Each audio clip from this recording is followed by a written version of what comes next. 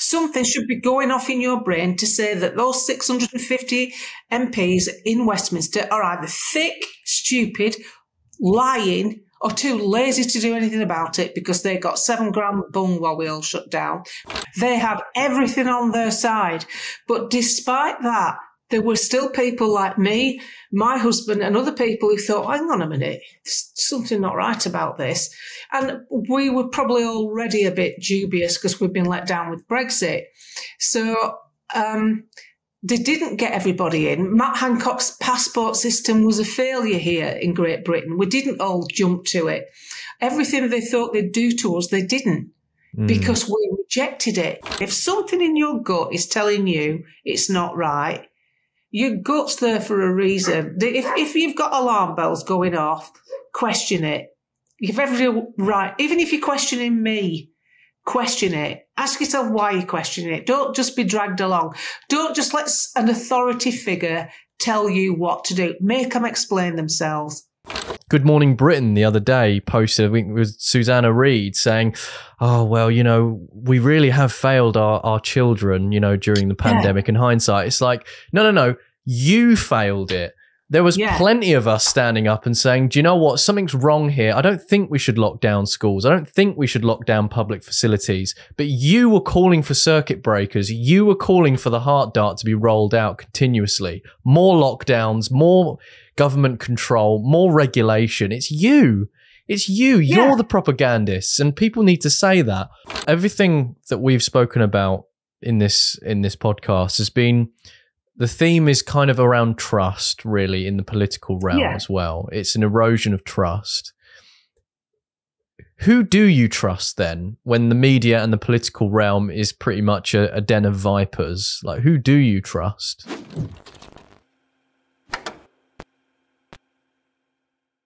Hello, friends, and welcome to episode 8 of the State of It podcast with your host, Lewis Brackpool. In this episode, I'd like to welcome my guest, June Slater. June is a political blogger, campaigner, and content creator who most notably campaigned and volunteered during the Brexit referendum to leave the European Union. June is also known for creating satirical videos regarding all things politics and culture, and has gained a huge social media presence from creating these videos. In this episode, we discussed what people can do to affect change in their communities and in the world of politics, the concerns of ordinary people outside of the Westminster bubble, and who to trust when the media class and the political realm are, to put it mildly, a den of vipers. I hope you enjoy this episode as much as I did.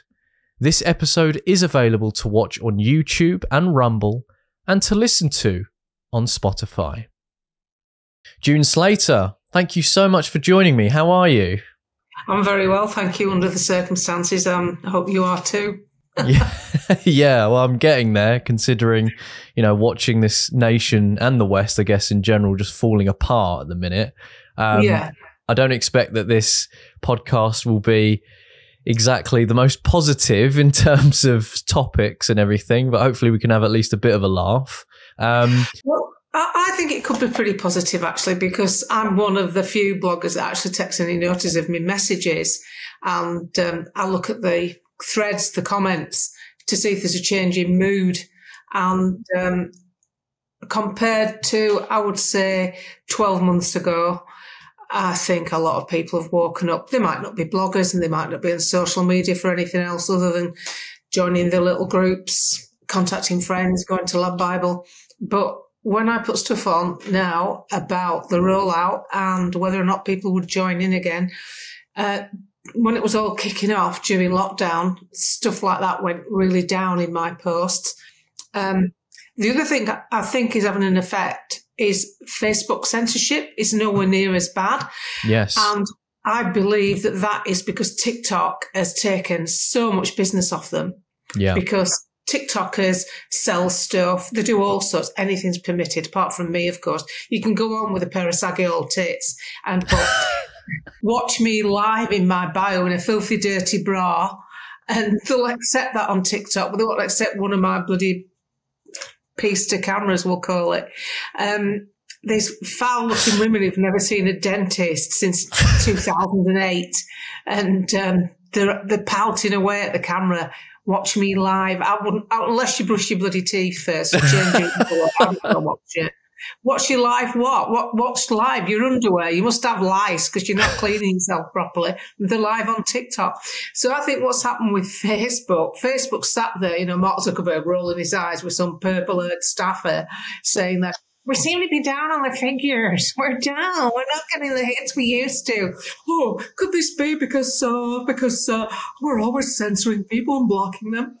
4 years ago, I got a 30-day complete ban, which means you can see your page, but you can't interact on anything. You can't, share stuff or contribute. A 30-day ban for putting a flag up of St. George on St. George's Day, and thousands of people got one. That's 4 years ago. That's what Facebook did. Just putting the flag up.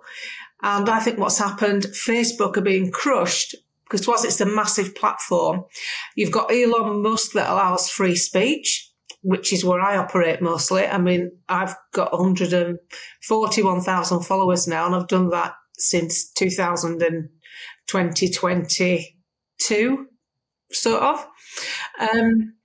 It's took years to build that up on Facebook. And add TikTok into the mix, and Instagram's very popular with younger people. Facebook's feeling the pinch. It's a marketing thing. They can't keep blocking people because they're going to cripple the business. So I think that's had an effect. And because of that effect, I know, because what I tend to do is I look at all the people that I know in my real life, which is there's about 1,000 on my friends list on Facebook, and I message them periodically. And I say, do you ever see any of my political stuff? Do you see what I've said about the rollout and the injuries? And they go, oh, yeah, June, I'm gobsmacked. Now, before, they'd just shy away from discussing it, but now they're actually eyes wide open, gobsmacked. This government and any successful government after this will never, ever gain the trust of the British people. They've wiped it out in the boomers. That's the ones slightly older than me in the 70s. I'm 66. I'm not technically a boomer. They've wiped the trust out with them because they promised them freedom. Yeah. Told them to get another vaccine. So they did. And they still locked them down from January to March. They sent them all texts saying to isolate until March. Now, I know that, naffed a lot of people off. So that trust has been broken down, and the comedians we've got, I mean, come on. If they're not taking it up the backside in some bloody side room in Westminster and going home to a wife and 2 kids and probably having some sort of illicit sexual encounter with the Doberman Pincer, they're standing up in Parliament preaching to us. I mean, Chris Bryant is on all these committees and he's there in these underpants that haven't been washed properly. He didn't put them on a white swash. It's not white. Those underpants aren't white. And they're not even nice. They're boring. And he's still there in them, taken over. I mean, the thing that's missing from politics is if I was a politician, I'd be thinking to myself, oh, I don't want this shit out there. Don't take that. If somebody's saying, oh, I think you're really fab and you're fit and I'm gay and I'm up for it, I'd be thinking, yeah, well, that may be. I'd be texting back, yeah, that may be, but I'm keeping my dick away because if anybody sees this, I am ruined. Yeah. See ya. That's what I'd be doing. But no, they're that wrapped up with themselves that they actually think they can get away with it. I mean, we've had them with ankle tags on. Parliament. Do you know, I was just going to say, it is funny. We'll get into some scandals and things a little bit later into the podcast. But I must say, you raised some really, really interesting points, actually, that I must admit I have overlooked, with regards to censorship. It's a lot less than it used to be. I'm still used to blocking out words on platforms like Instagram and things like that, or censoring words just in case I might get like a flag that comes up that says, oh, you can't speak about this. Did you know X, Y, and Z? Fact check, X, Y, and Z. I still do it just to sort of circumvent the algorithm, but really it's changed so drastically. And you're completely right when you say that.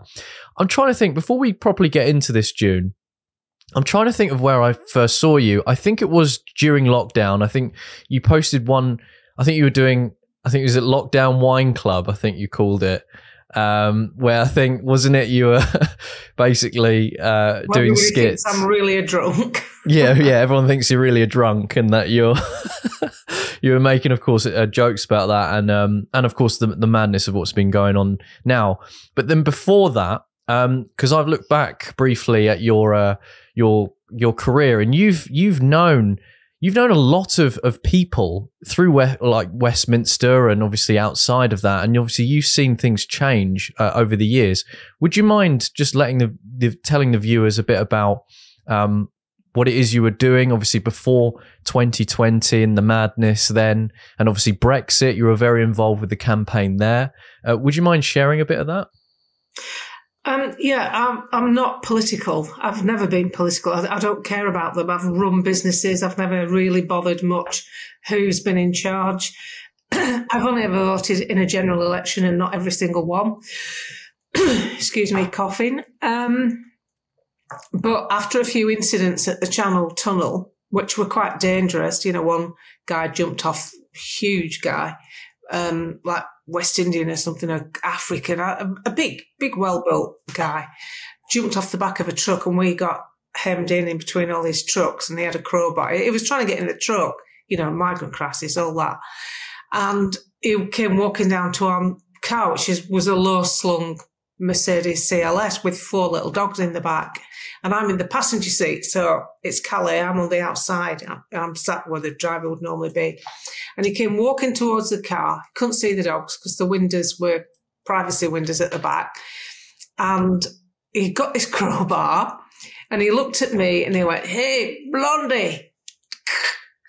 And I looked out my car window, and I went, "Jesus Christ, he's coming towards us." So I put the windows down at the back for the dogs, because my dogs can't stand anybody coming near the car. And they all kicked off, going mad. And this one of them sounded bigger than a terrier. And it made him stop. It broke his concentration. And then I just said to him, "Get up that bloody hot shoulder and get out of here." And then we had a few other incidents. That scared me to death, actually, because why? Why the beheading sign? What's that about? I haven't done anything. I'm coming back from my bloody holiday home in Austria. And then there were a few other incidents, and I said, "What's going on?" And David just shook his head in dismay. He said, "You really haven't a clue, have you?" He said, "It's probably from the camp at Sangatte." I went, "What's that?" And he went, "It's a migrant camp." And I hadn't a clue about any of it. Right. So we had a house in Austria, and we'd always had one abroad for 20 odd years. We had one in the south of France. So I'm a real Europhile. I love Europe. I think it's brilliant. Culture, different languages. I can speak a bit of French, speak quite a bit of German. I try and fit in wherever I go. And I was really, really saddened to notice this demise. And then when I found out about Brexit, I thought, yeah, we've got to get out. I read about the European Union, how it was based on a communist idea. I read a quote, I started reading quite a bit about Russia to find out what communism was about. And Gorbachev said he couldn't understand the preoccupation with Western politicians to try to create the former USSR. And I thought, only if he's saying that, I'm on the right track.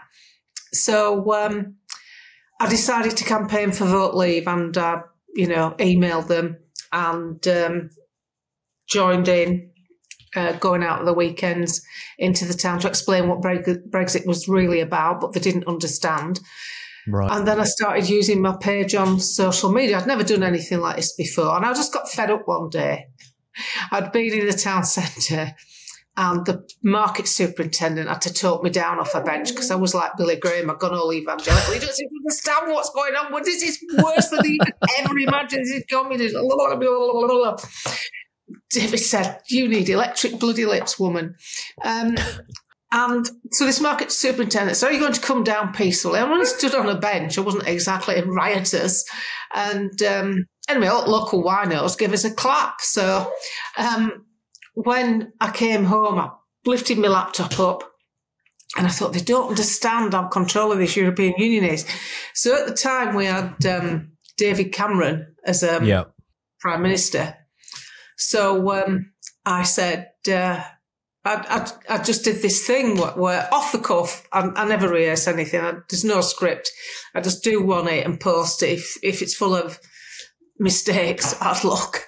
And I just said, Gordon Brown, do one. Tony Blair, do one. David Cameron, if only, do one. I said, if you don't like your country's leader, you can tell them to do one. You can't do that with the European Union. You can't even name the 5 presidents without Google. And these people are controlling you. Anyway, I did this 40-second video, but boom, shut my laptop in disgust, walked away. And David said, something wrong with your computer. This is about 5 hours later. He said, Facebook says this has had 1.9 million views. I went, what has? Nice. He said, this video that you've done. And I looked in my back message box, you know, the one from new people that you don't know, and it was just flooded with people who wanted to know more about Brexit. So what I started doing then was, because loads of people didn't understand it, they were too afraid to ask because the political bubble keep you out of it. They want you to be uninformed because they can get away with what they want then. So I explained it in layman's terms, and I did things like fixed time calls through Facebook Messenger, where like a little engineering firm or a hairdressers or a group of office people would say, right, we're having our lunch at 1:00, 1:30. Can you do a thing and explain it? And can we ask you some questions? So I told them the truth about Brexit. So I started building these followers up. I didn't know people could follow you without knowing you on Facebook. I was a bit green. And I was a bit afraid, actually, because I'd never done anything like this before. I didn't sleep for a couple of nights thinking of, you know, lunatics coming after me. And I did get a few. But thankfully, my skin had thickened up a bit by then. So that's what I did. And I encouraged a lot of people to vote who weren't going to vote. They weren't going to vote because they didn't understand it. And then, you know, I was looking forward to the day that this Brexit thing would be finished and over, but it got dragged on with people like Theresa May, which is useless. And then we get, you know, whoever we vote for, we don't get because they managed to slot a globalist in place. Leadsom should have been the PM, and they managed to get a neck and neck. And then at last minute, Leadsom steps down by some spurious reason. We even got one over the line, didn't we, with Liz Truss? They even nobbled her in office. So it was clear to me anyway that we are not in a democracy. It's very important to understand that. We're in a facade of democracy. They've given us just enough stuff to let us think we're free. And all the time, it's like watching a couple of fishermen reel a bloody big net in, and we're all in it, and they won't stop reeling, and that net's going to come in. That's how I see us. But if you get a few feisty fish fighting back, nipping through the net and escaping and going to tell others, you can save yourself. And that's just what's happening. More and more people in shops locally, out on a dog walk. I always bring it up. I'm fanatical. People now know there's something sadly wrong. People aren't watching the news. They're sick of it. Yeah. You know, you've got to start looking at things. If they can allow a Black Lives Matter demonstration with 50,000 people turning up and cancel your wedding, cancelling somebody's wedding and because you live in a different county, let that demonstrate. Whoa, come on, this isn't politics. This is common sense. Something should be going off in your brain to say that those 650 MPs in Westminster are either thick, stupid, lying, or too lazy to do anything about it because they got $7,000 bung while we all shut down, while other people had their businesses crushed. So it kind of rolled over because Brexit took so long. And I built this audience up. And obviously, I met Boris. And I've met Boris as well. Sat down with Boris and had 20 minutes with him, and he asked me what the people wanted. So I told him.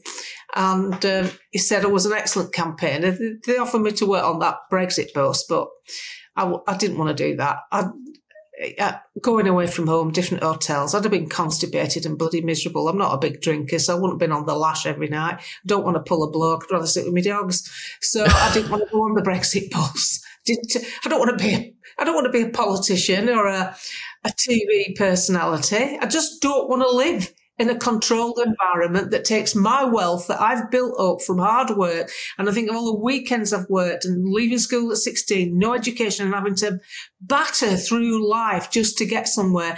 And these clowns and comedians are trying to think of ways to screw us down. Yeah. So I do it for me and all the other small businesses and the people who have bought their own homes and want to run 2 cars and go to Benidorm for a fortnight. Yes, you can. You should be allowed to. You're not killing the planet. They're trying to tax you out of your spare disposable income. We're a tax farm. So I got over involved in it. I bet my husband wished I'd never got it. Honestly, it's really commendable because not a lot of people decide to go. Everyone has their threshold, right? They get to a point where they go, right, I've had enough now and I need to say something or I need to do something about it. And quite clearly, you just thought, I've had enough of this. I've had these horrible experiences and I want to talk about this particular subject that I'm passionate about. And you actually went out, volunteered and got involved. And I think that's so important for so many people up and down the country at the minute to do, because I think, I mean, you look at the way communities are now, you hear about like cultural Christian Dawkins saying these sorts of things. The antidote really, if you're really worried about certain things such as mass immigration, is to get back into the community. And you've proven that right there by just getting involved and actually speaking truth and how you feel and then building something up and doing something about it, you know? Well, I'm fortunate I've got the time available to do it because I'm older now. I've been retired for 20 years. I'm 66. Yes. It's not feasible for everyone to do it. I'm sure if I was still running my business where I was hands-on and going out to work, organising deliveries and customers and God knows what, I wouldn't be doing it because I'd just be concentrating on my own stuff. So I don't blame anyone for not doing it. But I think what people need to realise, what the public have a tendency to do is sit back and do nothing and wait to vote for an MP. What they don't realise is that MP is pretty powerless.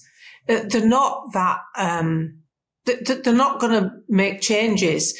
They're not in a position to, even if they want to. Can I just let my dog out? Of course you can. Yeah, this can be part of this. This can be part of this segment. Yourself. No, you're absolutely fine, June. No worries. Sorry about that. No problem. No worries. So, where we will affect change is within the community. And when I say within the community, it's really, really important to understand this and stop looking to political parties and elections. If you think of the general election, that is like the final hurdle in a race. That's like the finish line. It's already happened. Everything's been flogged to death by the time you get there. What we need to do, we need to talk to each other and literally dialogue between ourselves will make the changes that we need. And when I say that, what we need, let's rewind to when everything started with COVID. This is a good example. So the government dish out information via the media. And they're very good at it, and they spent a lot of money to do it, and they had communist advisors telling them how to change people's mindset. They had everything on their side.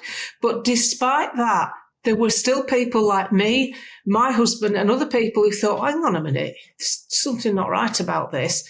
And we were probably already a bit dubious because we'd been let down with Brexit. So, they didn't get everybody in. Matt Hancock's passport system was a failure here in Great Britain. We didn't all jump to it. Everything they thought they'd do to us, they didn't because we rejected it peacefully. Well, there was no big hoo-ha. Just a lot of people stayed away from the vaccine centres and didn't agree with lockdowns. Now, think about how heavy that information was, that disinformation, that exaggeration on what to expect from the vaccine, how it will keep you safe and others safe. And if you don't have it, you're killing granny and you're making things more difficult. We were guilt-tripped by bloody fat, chubby-faced TV presenters like Piers Morgan, who clearly can't look after his own bloody health. So I'm not listening to him about mine. With people like that, drumming it into us to get vaccinated and join in with it all and making people who were cautious, not anti-government, just hang on a minute, this is going inside my body. I'll only get one go with this. I want to know what it is. People spend longer reading a yogurt carton than they will investigating what new drugs going in their body. But that's because they trusted the government. Now that's gone. That's finished. That's over. Those days are over. They don't trust them anymore. And I think now if they try to do something similar, for a start, where we can affect change, many big employers told their employees to get vaccinated. They had to do it. They just told them to do it. People don't want to lose their income. They want to pay their mortgage and go on their holidays eventually. So they turned up and they had the jab. So what we need to do, we now need to lobby these big employers like Nabisco, like Shell BP, like Sainsbury's, like Tesco, like Asda, like all the big corporations and say, just a minute, if this ever happens again, we are not listening to you because you're prepared to put propaganda out that you don't know enough about just because you want to keep your market share. So you're running your business to suit the dimmest people on the planet who haven't done any research, because that's what it is. They're not doing it for the greater good. They're doing it because they want to keep you coming through the door, through the supermarket door, through the petrol station door. So they want to seem virtue. They seem to be virtue signalling. So the way we can change things, for start, councils, you don't have to be on the council. Go and have a meeting with your council. There's an excellent video pinned to the top of my page of a woman who's done all the research for you about net zero. It's all there about solar panels, about the pollution from lithium mines that pollute water supplies for 300 years, 3,000 gallons a minute. 3 million gallons a minute. It's all there. She's done all the research, and she's a lefty, really. Yeah. So all you need to do is write down bullet points from that and go and have a meeting with your council and ask them why they're not spending their time cleaning the gullies instead of going to talk about carbon capture. That's one way. Getting people who work within a big employer to talk to other employees. See your boss. Well, nothing's happening. Nothing's being said. Now go and have a meeting and say, just to let you know, after the last 3 years, when you told me to get vaccinated, if ever this happens again, I will not be getting vaccinated. If you're in a strong position with your employer, if you're a good employee, you've nothing to fear. So we can make this change, and we can talk. I've done it with some older people. I've been helping some older people in the village, and they were afraid. They're still wearing masks. Yeah. So I've had conversations with them. I've said, it doesn't stop viruses. I showed them the packet. Look, why are you putting it on? It's fear. It's been sold to you as a comfort blanket. Of course, when you do something like that, it feels safer, but it isn't. No. And in fact, it comes with risk because you're breathing in all the bad stuff your body's trying to get rid of. Your body breathes it out because it doesn't want it. A bit of time and comfort for some people who are still afraid. Obviously, those who are still putting them on the vents in the cars, they can have the bloody finger because they're just nuts. But, sorry. I'm like Lily Savage, but compassionate. So the change will come from grassroots up. Yes. That's where we'll make the change. Even this podcast, people listen to podcasts. I think that we are now withdrawing from the mainstream media. Yes, we are. For reliance on news. Yes. And the best thing anybody can do that's like us is to talk to people who aren't like us and just shake that head, go, you don't know anything if you wait for the news to tell you. You don't know anything. You're ill-informed. If you're waiting for the news, the TV news, you're ill-informed. You need to find it out for yourself. And then you can recommend decent bloggers yourself. Mayor Tootsie, is he called? Lawrence Fox, who's a daredevil. Lawrence Fox is a crusader, and, people poo-poo him. But I'll tell you what it is. More people understand what that chevron is in the gay pride flag than they've ever understood. Even parents of gay lads and girls didn't understand what the chevron was. And now they do. Why do they? Because Lawrence shocked them into finding out about it. Yeah. The shock tactic sometimes works. And I do think that we're in an era now where we have to wake people up. Yeah. But trust me, during the 2019 election, the media screamed at us that it was a neck and neck race. Do you remember that? Oh, it's neck and neck. Labour, Labour, right? And everyone was afraid of getting a Corbyn government. Yeah. They were never neck and neck, ever. Not for 1 minute were they neck and neck. Labour were trailing from the get-go, and they were trailing from the get-go, and your thread will fill up with Labour supporters. They were trailing from the get-go because Labour supporters, who were also Labour leavers, Brexiteers, contacted me in messages and said, I'd never vote for Corbyn. We'd have, you know, because of his nature and because of the way he would spend money.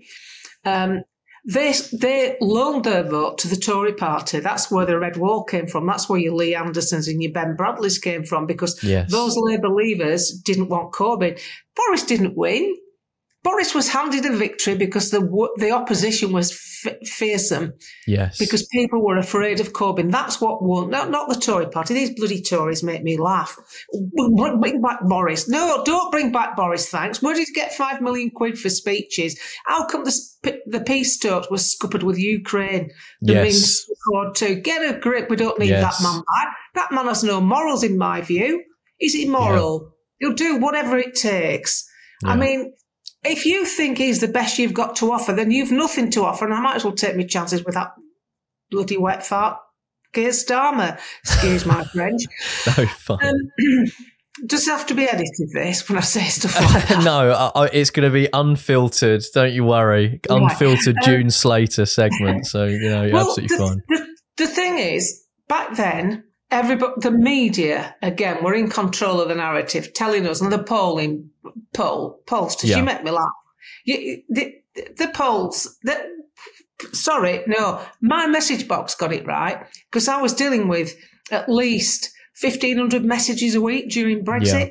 1,500. And when it got to 2019 election, which is an important election because we wanted Boris to win because he was the only one, not because we liked Boris, he was the only one offering Brexit. Would have voted for Ronald MacDonald if he'd stood up.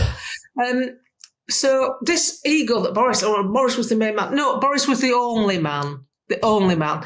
That clown, he looks like a mortician. He runs the Lib Dems. What was he called? Vince Cable. That's it, Vince Cable. That's it. Oh, well, a man of energy. Oh, to vote for me before I die. Sorry, Vince Cable. And then you've got Tim Barron. Tim Nice but dim. And then who did we have? Theresa May. Oh, Theresa May. Oh, dearie me. Yeah. But at the time we had Boris. We got Boris in because we didn't want Corbyn. That's what won it. And Labour were trailing. I got it right. I was the only person who put a blog out that said, it's not neck and neck. So when it got to the 11th hour of the 2019 election, I said to all Tories that followed me, right, swap your vote now, vote for Brexit Party. You need to get some fresh faces on those back benches. Don't give the Tories a mammoth majority. They need to have a majority, but 10 or 15 would have done just to have a fighting chance of challenging unsuitable legislation. Little did I know what was to come. But people were too afraid of Corbyn. The Labour leaders were too afraid of Corbyn. So were the Tories. Everybody voted for Boris. And I got it right. So I think I've got it right again with the wake up. I think people are waking up. It doesn't mean they're going to be on social media talking about it. It's true, but they're in the pubs talking about it. Yeah, they're in public talking about it. Yeah, David's golf pals. They get as many vaccines in them as you can. They're like bloody sieves. Yeah. They've all gone and I've gone and got my booster. And Dave just looks at me and says, "They've been for another booster." And I go, so they're pro-government, you know, slightly older than us, law-abiding citizens, as you'd call them, but even they know that the country's in a mess and they can't believe how the Tories are going down the pan so quickly. So it's funny. Go. So I was going to say, it's funny you say that because I was speaking with someone recently and he was explaining to me how you go down to all these pubs, you go in there, the number one thing people are talking about in the pubs is obviously immigration and how the Tories have sold us all out and that it feels like we've been betrayed for the past 14 years. And actually, so I'm a zero seats guy. I actually want the Tories completely obliterated. I think we could see a conveyor belt of really awful policies coming through with Labour, such as euthanasia and, a lot of these quite hardcore. There's a big euthanasia movement that's happening, especially in Britain, which is really strange. I even saw the Economist, write a massive spread on it, and Keir Starmer's all for it. And these types of legislations are very worrying. And of course, you've got to be ready with lobbying, right? But the main concern, back to my original point, the main concern that I'm hearing from voters that are in the pubs, that aren't in your, I don't want to say Westminster bubble, in the cafes with their soy lattes or whatever and their little Biscoffs, even though Biscoffs are nice. They're all saying there with a pint of lager, listen, the biggest issues that we have is mass migration, unfettered mass immigration, and the fact that the Tories have sold us out. So I hope, personally, that there will be 0 seats in the next election for the Tory party. There's a few that I don't mind. Miriam Cates is okay. I think I quite like some of the stuff that she said. Lee Anderson does say some good things, can be a bit off the wall with certain aspects, such as I think he wanted to. I interviewed him once years ago, and he said about he wanted to get rid of anonymity online. So anyone with an anonymous account, that should be banned, and you should have your full name and full picture. And I'm kind of like, yeah, that sounds a bit too authoritarian to me. And then when I challenged that, it was kind of like, well, is it authoritarian to take your kids to school? And I was there going, that's not a great example, I'm sorry. But my point is, the working people, the people that are worried, are seeing a change and are all talking about it, supposedly. I can't speak for everyone, but the trend is that a lot of people are waking up, like you just said. So it's a good sign. I don't think they'll wake up to the point where they want to interfere with the day-to-day lives. I mean, I have a friend, she knows exactly what's going on, but she's just got married. She's booking a holiday. She's getting on with her life. Good, because that's also part of the pushback. Part of the pushback is to be unperturbed and book your holidays, change your car, spend your money, get on with your life. Definitely. But I think where the change will come is I don't want to obliterate the Tories. I want the Tories to be the opposition, right? To be the main opposition, and the reason for that, I want to use them. I want to use them in the best way possible. The best way possible. If they're out of power, their backers will be sick as chips. Right. So the only way that you will get any true conservatism back in the Conservative Party is to see them as an opposition. Because if they're the thing that's been missing, Lewis, in British politics this last 3 years isn't a government. The government always wins. It's the opposition. We've had a government railroading this country, and we've had an opposition waving the train on. What we need a station master to blow the bloody whistle and slow the government down. So when Labour come forward with all their unsuitable policies, we need enough people on the opposition benches to say, no, we're not going to vote for that. Because if you get, I even think a hung parliament, if it's hung with the right people, wouldn't be a bad idea, because they'd struggle to get legislation through. Normally, I mean, I'm a member of the Facebook page, the Bruges Group, and I know a lot of the people that run it. And they will say to you, oh, no, goodness me, you don't want to have Parliament, you can't get any legislation through. That'd be an absolute disaster. Oh, no, it bloody wouldn't, mate. It'd be an absolute windfall for us, because most of the legislation they've put through has been what donkeys wouldn't sign. So, yeah, let's have a hung parliament where you can't get legislation through. I'm quite happy for the next 4 or 5 years to rumble along with this bunch of idiots in Westminster struggling to put legislation through. Yeah, struggle. We'll just have to make do with what we've got now. Jesus Christ, we've got enough. We don't need any more new legislation, because all the stuff we're bothered about, doesn't get noticed. So what you need the Tories to fight. People that, it's like, if you get a salesman that's good at selling, it's usually because he wants to buy things. He wants to get a bigger house, have another car, take his wife and kids on holiday. A salesman will be enthusiastic and industrious if they've got something to fight for. Lazy people aren't good salesmen. Rich people aren't good salesmen because there's nothing to fight for. They don't want anything, so it doesn't matter. Don't need to fight. So what we need the Tories to fight back from the opposition. That, I'm not an expert. I don't profess to be, but I just think the bit that's been missing in British, it's Her Majesty's Parliament. The sovereignty is gifted to the MPs from us. We're sovereign. The people are sovereign, not the Parliament. The Parliament only becomes sovereign when we gift it to them, and any MP should know that.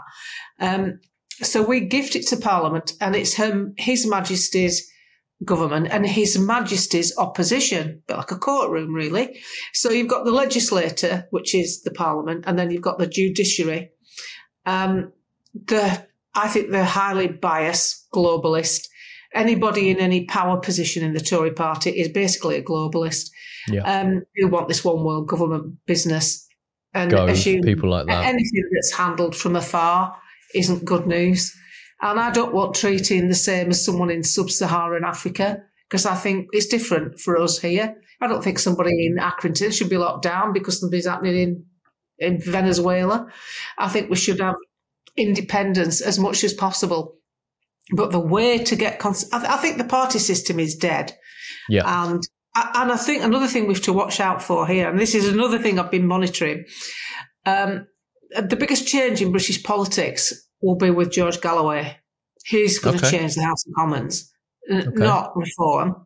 Reform aren't, because Reform voters they scream and shout and, we want change and do this, but there's not enough of them, because at the end of the day, at the 11th hour, there's that many of them still afraid of Labour. They'll revert back to voting for the Tories just to make sure Labour don't get in. That's the trouble. It's not. It's just how it is. Yeah. But Galloway has captured. I think the Labour Party have been a set of patsies. 30 Muslim councillors left Labour about 2 weeks ago, probably longer, maybe a month ago. To join the Workers' Party, right? No, I don't know whether they joined or whether they just stood away from Labour. They stood away, yeah. And a Lancashire councillor has done the same thing. He joined Labour about 12 months ago. Then I saw it because I'm friends with him on Facebook. He stood down from Labour. And he's openly said he's standing as a parliamentary candidate for George Galloway, the Workers' Party, whatever it's called. Yeah. Then he showed another Muslim that stood down. And then he went to lunch with the mayor of Bolton, another Muslim. So when you add up all the Muslim mayors and all the Muslim councillors, if they all abdicate Keir Starmer, then he'll be the man to change politics. Whether you agree with how they change, the Party of Islam was put forward to the Electoral Commission as a new political party, but it got rejected, but only on a technicality.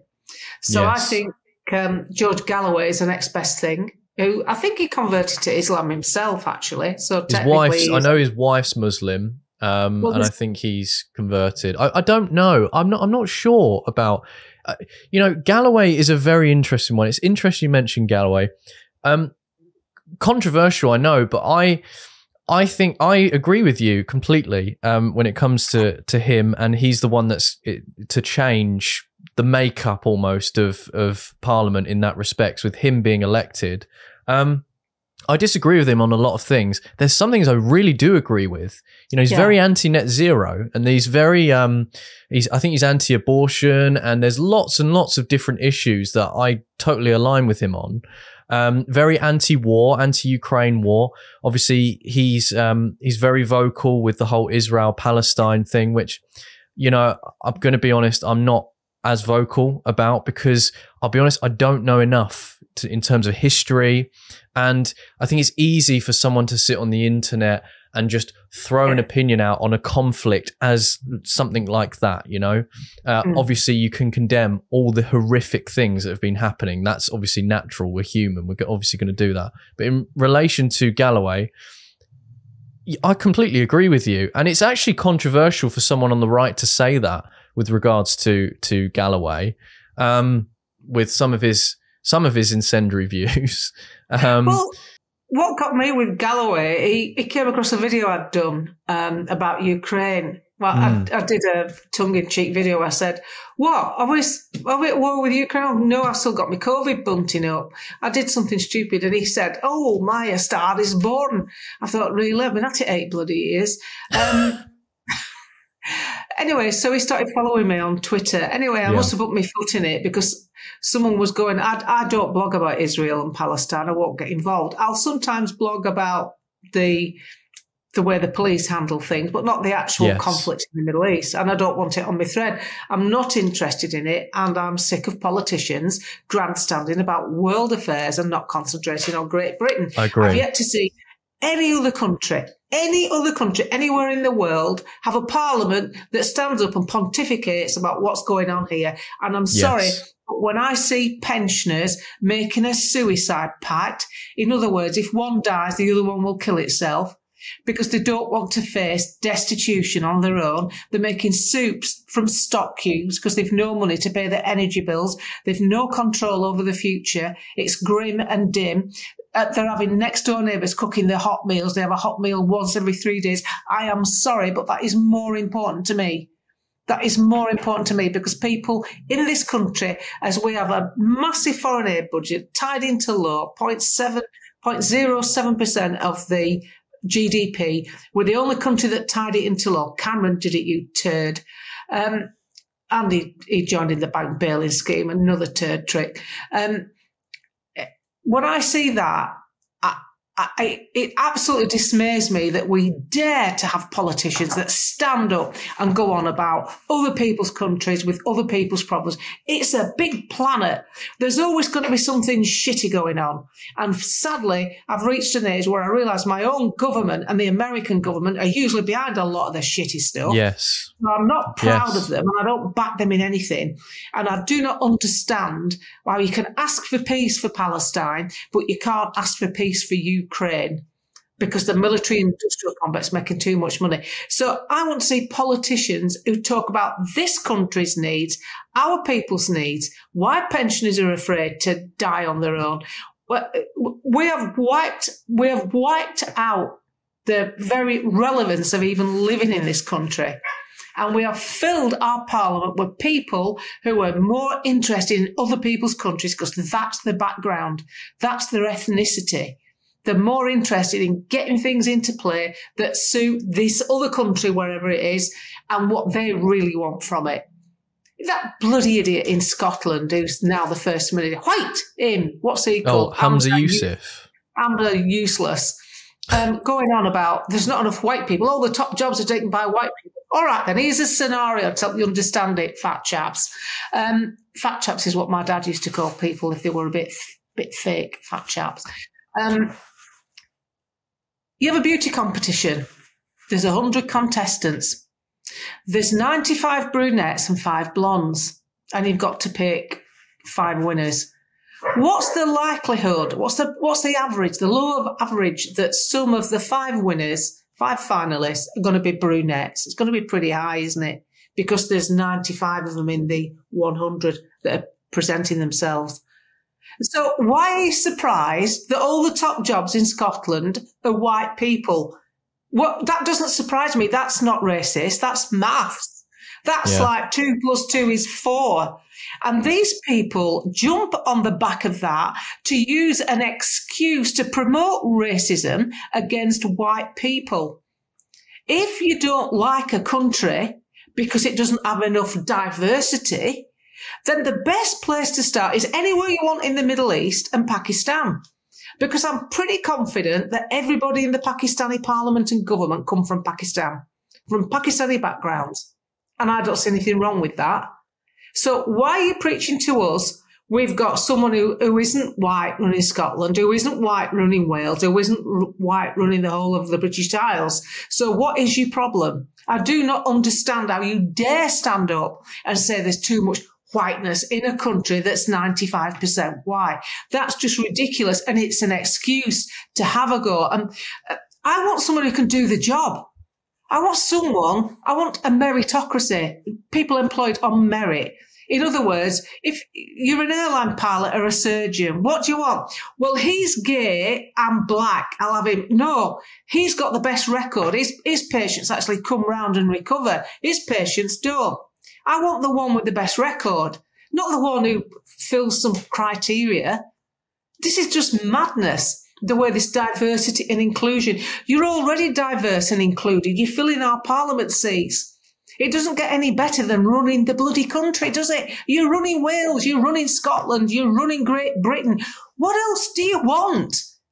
This is just over-demanded entitlement and ingratitude for just how benevolent this country has been. And we are one of the best countries in the world for inviting people in. And people who come from other countries that are not inclusive on anything. How do gay people get treated in Pakistan? How do women get treated in Pakistan? I'm using Pakistan as an example. I've not got anything against it. But what I'm saying is, you're talking about inclusivity. How would a trans person go on in Pakistan? Would they have a chance of becoming a member of parliament?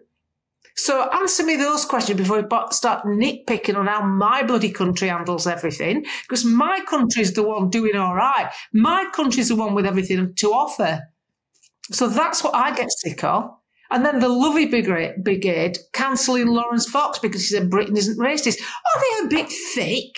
Are these lovies, are they so, wouldn't you just die without Marlowe? Are they so bloody far up themselves that they can't work out that we aren't racist? That's why there's all these different ethnicities in London, because they're already here. We already let them in. They mix amongst us. We don't issue fatwas because you don't agree with me. I don't go around thinking that everybody should have a bloody dog because I've got one. I am just sick to death of how we're taken for granted and taken for a ride through our tax system. And Labour MPs, they're nauseating the way they suck up to the population simply because, it's not even because they're sympathetic or really believe in the ethnic minorities. It's because they have bigger families, so there's going to be more people voting for them in the future. They're only safeguarding their own seat. The only thing they're ever interested in is their own seat.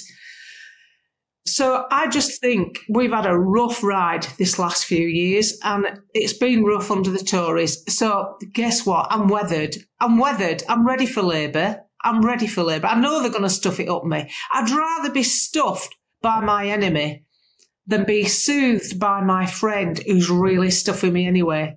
Fair enough. So I'd like to see the Tories as an opposition. And you deserve to be. Every single bloody one of you deserve to be on the opposition benches at best.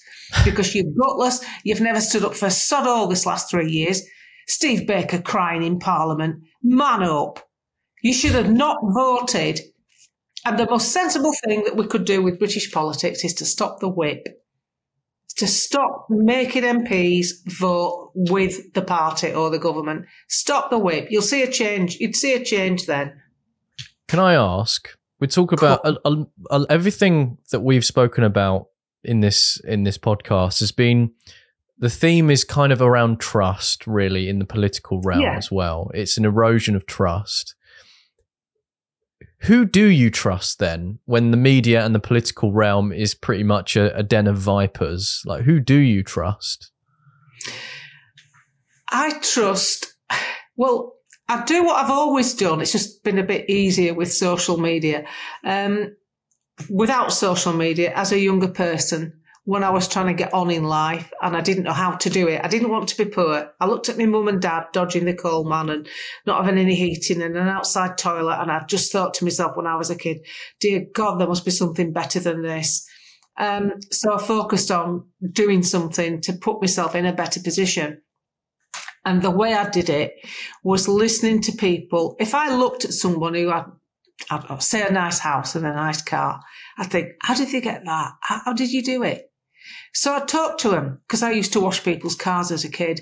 So if you were washing a nice car, I'd say to, Frank Berry or whoever it was, how did you get this car, Frank? And he'd say, oh, well, there you go, lass. So I'd talk to people. So I trust my peers. I trust people, the people in the WhatsApp groups, people like you that I've met because of what I do. Because if you've got all these people around you, and that's what other people need to do, they need to build up a nucleus of trustworthy people that you can go to on different topics. So, for instance, I would trust Asim Malhotra, who I've met through me blogging, before I would trust someone in the NHS for an opinion on something to do with a heart issue. Right. So I think you have to build up a new, I've actually stopped. I might be wrong, but I've stopped going for mammograms because it's never sat right with me. And I always go for your gut feeling. If something in your gut is telling you it's not right, your gut's there for a reason. If you've got alarm bells going off, question it. You've every right. Even if you're questioning me, question it. Ask yourself why you're questioning it. Don't just be dragged along. Don't just let an authority figure tell you what to do. Make them explain themselves. Yeah. And if they can't back it up with hard evidence, don't listen to them. I mean, you go for a mammogram. They squash your tit down till it's like that. I'm not joking. It's excruciating. I'm like, when it's happening. Yeah. And I don't think that can do your breast any good. All right, it finds cancer and it finds really small lumps, but it also misses lumps. And people have had problems after they've had mammograms. So we've got this intrusive NHS that will send you reminders to get a jab for COVID when I don't really think that vaccination for any virus is a good idea. I think things like the old-fashioned vaccines, which were made completely differently, are a different kettle of fish. And of course, what did they do? What did the drug companies and the governments do with this new one? It's made completely differently, but they called it a vaccine anyway, when it was really a gene therapy. And there's a clip of Stefan Ulrich from Bayer at an international health meeting in Germany, and he stands up and he says, well, this is verbatim, I've got the clip if you doubt it. Can you imagine 3 years ago if we'd have stood up and said, take a brand new gene therapy into your bodies, we would have had a 95% rejection rate. Now, when I saw that clip, I thought, what? You've actually said it. You've actually said if you'd told them the truth, you knew you would have got it rejected, then you should have had it rejected. Yeah. That's what should have happened. Yeah. It should have been rejected because what you've done, you've got people to join in with something by hiding the truth. Yeah. That will never sit well with me. And people did not make an informed position. My mother was great. She was a sloppy bugger. She never cleaned up properly. She'd like blow cat hairs away, light a fag. But she'd talk to you. She'd listen to you. And whenever I was coming up with some batshit crazy idea as a kid, she'd look at me and she'd light a fag and she'd go, I'll say this once. If you do that, X, Y, Z will happen. You can do it, but that's what'll happen.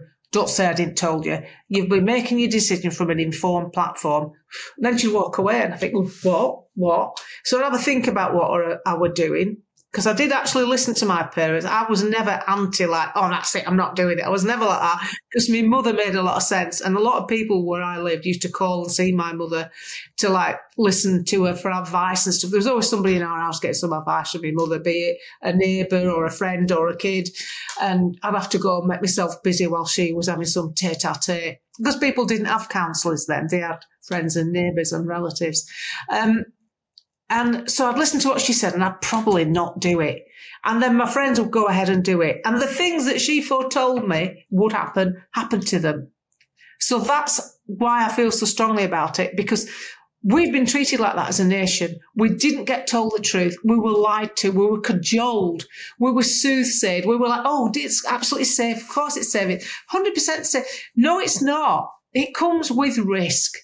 And it comes with too high a risk. There'll be millions and millions of people absolutely fine off this vaccine. Absolutely. I can see that because they've injected that many people. But the ratio of things that have gone wrong is way too high. And that's the bit that's been hidden. More injuries from this one vaccination than all the other ones rolled together since it started. Let's just ask the question. I had my polio sugar cube. Did I catch polio? No. How many people caught polio after they had the sugar cube? I haven't heard of any. So why are we having multiple injections for one thing? Cha-ching. 100 billion in profit in 12 months for Pfizer after it took them 20 years to get to 40 billion. Why did you think that vitamin D and all of these things, if you even spoke about vitamin D, you'd even get a ban for speaking about vitamin D to help you during this time? Unbelievable. I mean, that was weird. Those times were really weird. And to be fair, it's still going. It's going on. I mean, I saw Good Morning Britain the other day posted, I think it was Susanna Reid, saying, oh, well, we really have failed our children, during the pandemic. In hindsight, it's like, no, you failed it.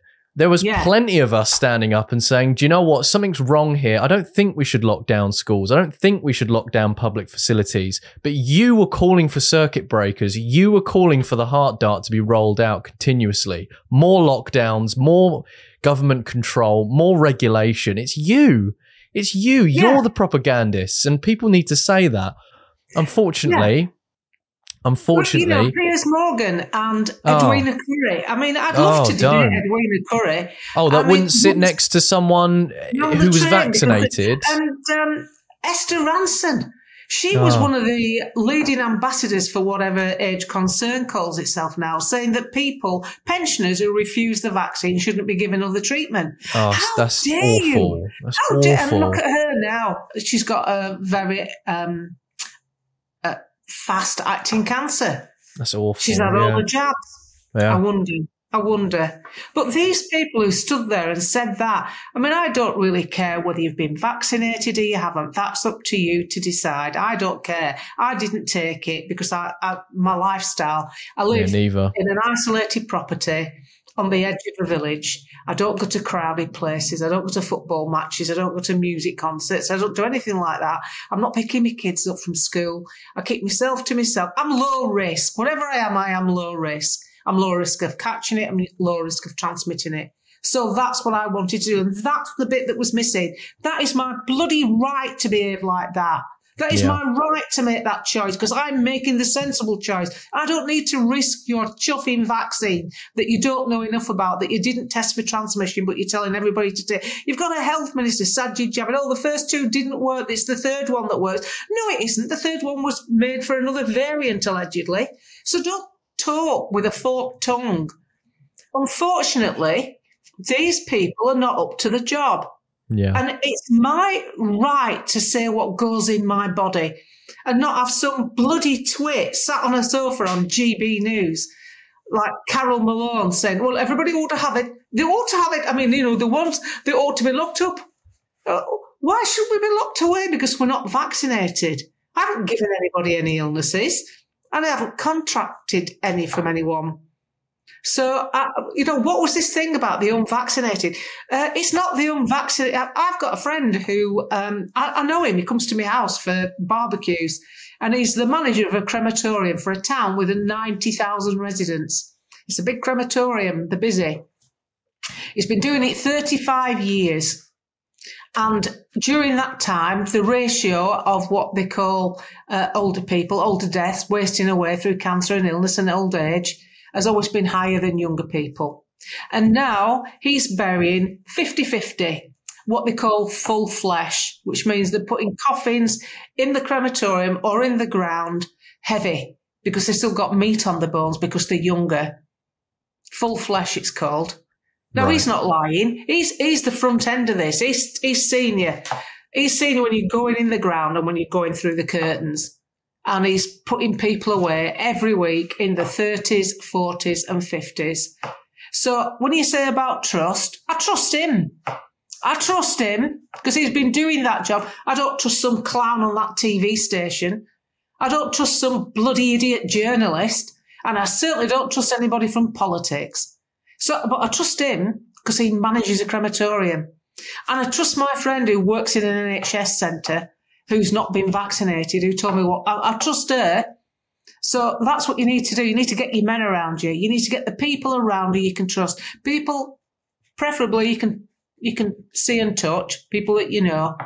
And then the second tier is people through social media who you've become to know. You've got to know because they're watching the blogs or reading what they do.